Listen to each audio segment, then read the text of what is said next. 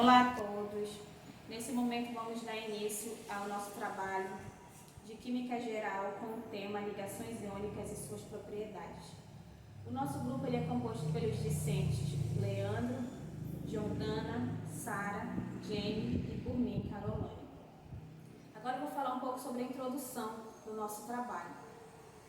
Todos já ouvimos falar que tudo que conhecemos como matéria é formado por minúsculas partículas chamadas de átomos. E cada elemento da tabela periódica corresponde a um átomo. Com essas ligações químicas ou moleculares, temos essa junção. Há três tipos de ligações: as metálicas, as covalentes e as iônicas. Aqui nós vamos falar um pouco sobre a ligação iônica. As ligações iônicas acontecem entre um metal e um ametal. Um exemplo dessa ligação no nosso dia a dia é através do sal de cozinha, o NaCl, e o cloreto de magnésio, o MgCl, que é utilizado como suplemento mineral. A ligação iônica ocorre entre um metal e um ametal, como eu já falei. Mas afinal, o que são eles? Os metais, eles são elementos da tabela periódica com característica bem específica, como conduzir a eletricidade. Já os ametais, eles não conduzem eletricidade ou calor, mas podem se apresentar de forma líquida ou gasosa, como o oxigênio e o nitrogênio. E eles são autossuficientes, ou seja, estão em equilíbrio. Qualquer elemento da tabela periódica que não seja um gás nobre pode realizar ligações iônicas. Alguma característica dessas ligações é que elas são solúveis à água e são quebradiças. As substâncias iônicas, como eu já falei, elas são sólidas na temperatura ambiente e elas apresentam elevado ponto de fusão e ebulição. Como conduzem a corrente elétrica quando dissolvidas à água? Um exemplo dessas ligações elétricas é o sal, como eu já falei, quando é dissolvido na água. Dando continuidade, falaremos sobre o objetivo de ligação iônica. Então, a ligação iônica é um dos tipos de ligação química que acontece com a finalidade de estabelecer dois átomos, que normalmente o metal e o ametal. Também temos o metal e o hidrogênio. Então, o metal transfere definitivamente os elétrons para o ametal. Por conta disso, um átomo que passa ou que doa uma carga negativa, ele passa a ter uma carga positiva. Por quê? Porque quando temos um átomo sozinho na tabela periódica, ele é neutro. É considerado neutro por quê? Porque ele tem o mesmo número de elétrons. Por exemplo, temos 4 prótons e 4 elétrons, que anula as cargas. Bom, agora, a partir do momento que ele doa uma carga negativa,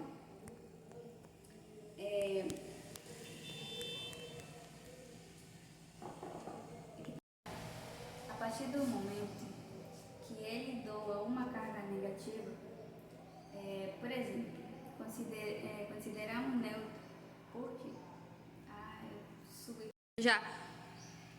agora, a partir do momento que ele doa uma carga negativa, bora dar um exemplo.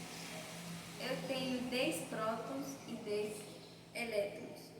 Se ele doa, ele passa a ter 9. Então, ele fica com a carga positiva que o próton, que é chamado de próton a mais. Por isso que o metal, quando doa, se transforma em íons. Chamamos de cátion com a carga positiva.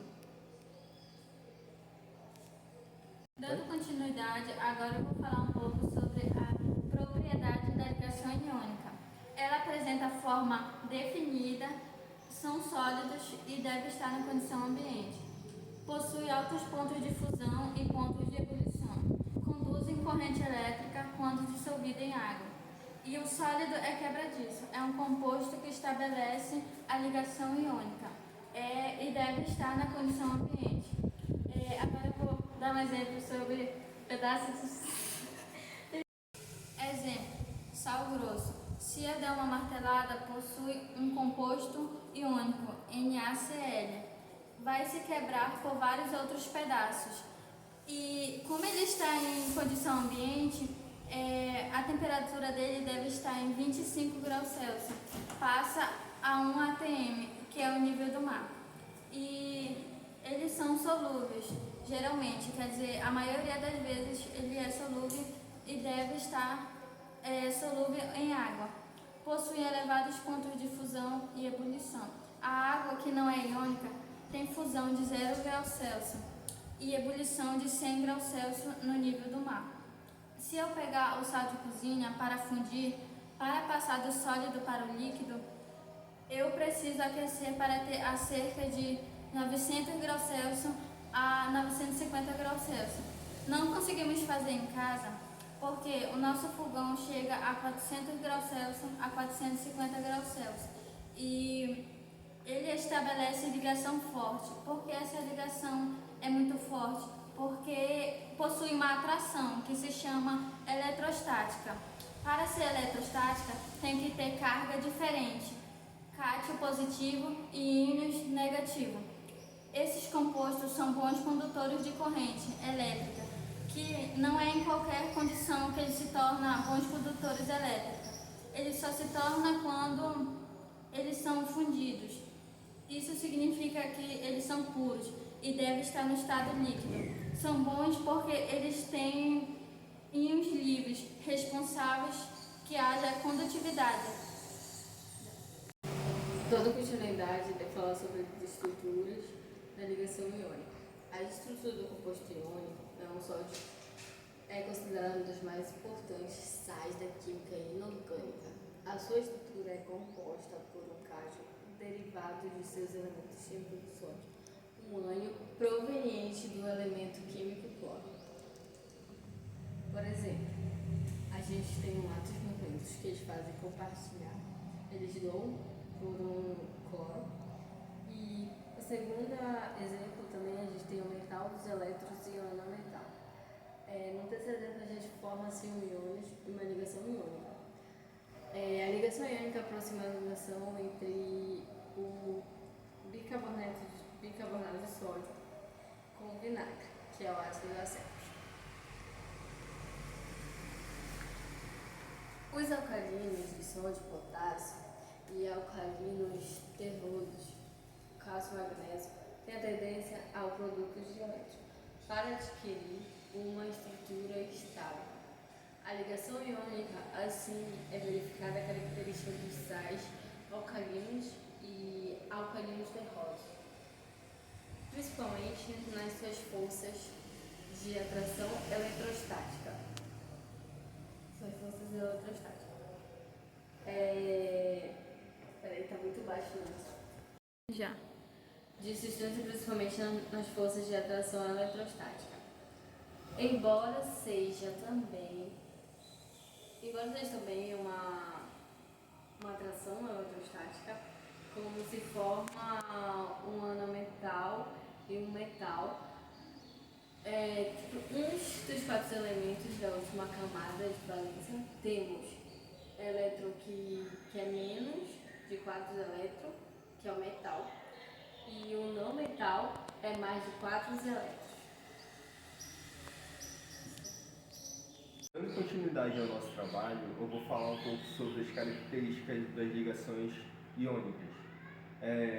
Diferente das ligações covalentes, essas ligações tendem a doar ou receber elétrons. Nessa ligação, também conhecida como ligação eletrovalente, ocorre a formação dos cátions e dos íons. Cátions são os íons negativos e os ânions são os íons negativos. Isso acontece pois há doação e recebimento de elétrons. Como os elétrons são subpartículas com cargas negativas, ao doar um átomo, fica positivo e ao receber fica negativo. Portanto, nas ligações iônicas, o ânion se une a um cátion, formando um composto iônico, por meio de atração eletrostáticas existente entre eles. Logo conclui-se que uma ligação iônica é uma ligação química. Essa ligação é baseada na interação eletrostática que acontece pela significativa diferença de eletronegatividade entre os elementos. Então, essas ligações iônicas podem ser vistas no nosso dia a dia através do sal de cozinha, através do vinagre, que é o nosso ácido acético. Então, a gente vai fazer um experimento aqui baseando-se no bicarbonato de sódio e no vinagre, que é o nosso ácido acético. Vamos precisar para esse experimento uma garrafa, tá? Pode ser uma garrafa de vidro ou uma garrafa PET de plástico mesmo, tá? Porque não é corrosivo o nosso experimento. Aqui temos o bicarbonato de sódio, tá? Que quando entrar em contato com o ácido acético, continua? Tá. Então vamos usar aqui a garrafa de vidro, nosso bicarbonato de sódio e o nosso vinagre, que é o ácido acético. O que acontece? Vamos colocar o vinagre, aproximadamente uns 150 ml de vinagre aqui nessa garrafa, mas como a gente não tem como medir, vai ser no olho mesmo. Coloca.